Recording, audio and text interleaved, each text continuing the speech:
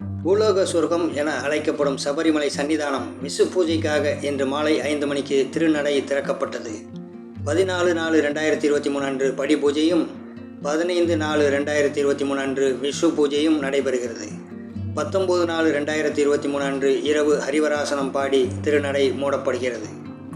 விஷு பூஜையை முன்னிட்டு சபரிமலை நடை இன்று 11/4/2023 மாலை 5 மணிக்கு திறக்கப்பட்டது. தந்திரி கந்தர் மகேஷ் மோகனரு முன்னிலையில் மேல்சாந்தி ஜெயராமன் நம்பூதிரி நடை திறந்து ஸ்ரீ கோவிலில் தீபம் ஏற்றினார்.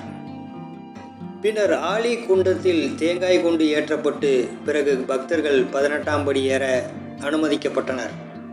தொடக்க நாளில் சிறப்பு பூஜைகள் இருக்காது என்பது ஒரு குறிப்பிடத்தக்க செய்தியாகும். ஏப்ரல் 12ஆம் தேதி முதல் அதிகாலை 4:30 மணிக்கு திருக்கோயிலில் எழுந்தருளல், 5 மணிக்கு நடை திறப்பு, நிர்மால்ய தரிசனம் நடக்கிறது.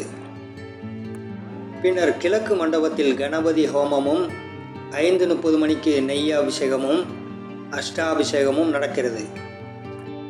மதியம் 1 மணிக்கு நடை மூடப்பட்டு மாலை 5 மணிக்கு திறக்கப்படும்.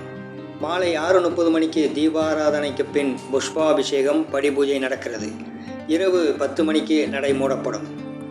15ஆம் தேதி அதிகாலை 4 மணி முதல் 7 மணி வரை விஷு கனி தரிசனம் சிறப்பாக நடைபெற உள்ளது.